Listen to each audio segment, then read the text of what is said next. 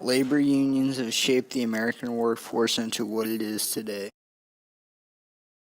Before labor laws and unions went into effect, conditions for American workers were cruel and businesses were poorly ran. The hours were long and workers made a fraction of what industry heads made. The industrial laborers of the late 1800s had low wages, poor working conditions. They also had long hours. In many cases, they worked 6 or 7 days a week. So, nothing of a weekend to speak of that we appreciate today. 10, 12 hours a day were very typical, very common, and their safety wasn't really a priority for the people that they were employed by.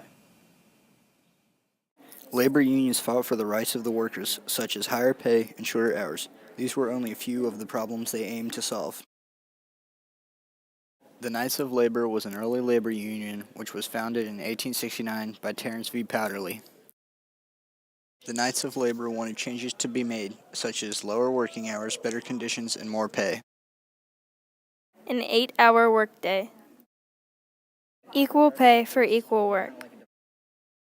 Government ownership of telegraph facilities and railroads. A public land policy dedicated to aid settlers, not speculators. A graduated income tax. Unfortunately, the Knights of Labor failed and the organization fell apart. In the 1880s, the Knights of Labor were growing in membership, had close to 1 million members around the country. Even though they started out as a secret organization, they eventually became public and many people knew about them. They tried to advocate for an 8-hour workday, and this ended up resulting in kind of nationwide movement. And unfortunately for them and for some people in Chicago, one of the movements that they had resulted in some violence.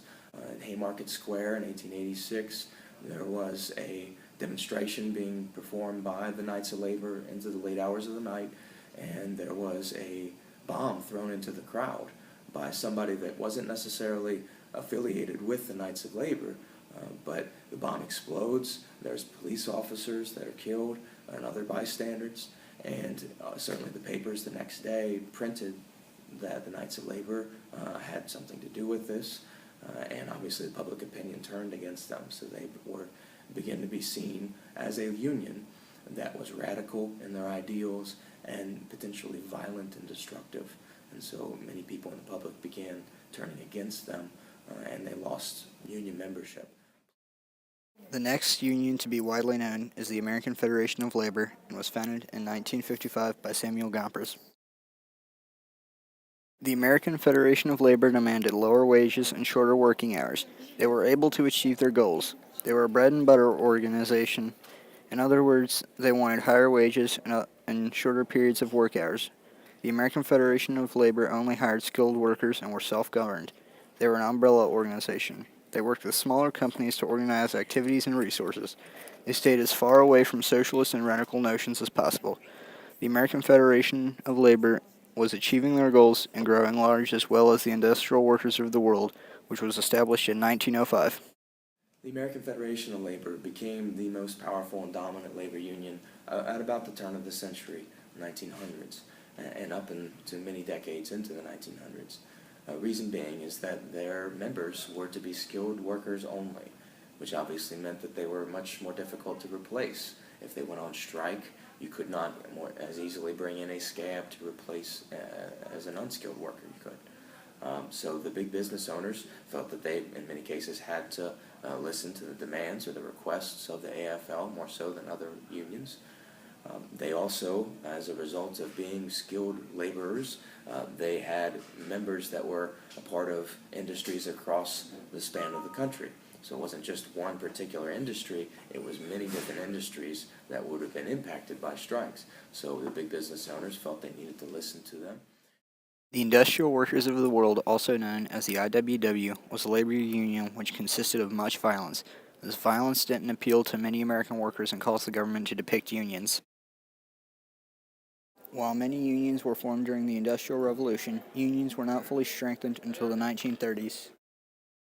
The National Industrial Recovery Act was enacted by the U.S. Congress as one of the measures President Franklin D. Roosevelt took to assist the nation's economic recovery during the Great Depression. The National Industrial Recovery Act was a catalyst to increase labor agitation. It was tried in 1933, but after further inspection was declared unconstitutional by the Supreme Court.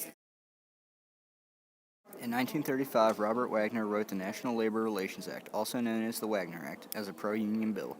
This act was passed by the Supreme Court. The National Labor Relations Act was a turning point in American labor history. It was the first time the authority of federal government supported the workers' right to collective bargaining and the ability to form unions. Collective bargaining is something that workers deserve, and that's how we see it today in 2014. But in the late 1800s, it was something that wasn't accepted by a lot of big business owners. And so collective bargaining itself is just the idea that the worker deserves to have a seat at the table when considerations are brought up about their wages or their conditions or their hours. Owners should be able to and should sit down at the table to talk with them about their conditions and their employment. Labor became more confident, and by late 1937, a series of labor actions along with new tactics of sit-down strikes arose. The sit-down strike was one of the most famous rebellions in labor union history. It resulted in unprecedented union success by the middle of 1938. The National Labor Relations Act created a precedent for collective bargaining becoming a common expectations for labor unions and workers in this country. It empowered and expected, it being the act itself and the federal government, expected business owners to collectively bargain, sit down, listen to the voices of their workers, care for their safety, and actually gave a expectation that labor unions were to be recognized. And this is the federal government saying that that's okay, which is a new kind of statement for the federal government to be making in that way. Now, this was a bit controversial. Many Republicans who were in hock with the big business owners in the country did not support this, but certainly the democratically controlled Congress and the presidency in the middle of the 1930s were able to push this law through, and they felt it would really benefit the unions and the workers in the long run. Labor unions solved many problems, but not all. In some cases, a business would not change unless they were exposed. During the Golden Age and the Industrial Revolution, journalists known as muckrakers began to expose the truth about corrupt businesses.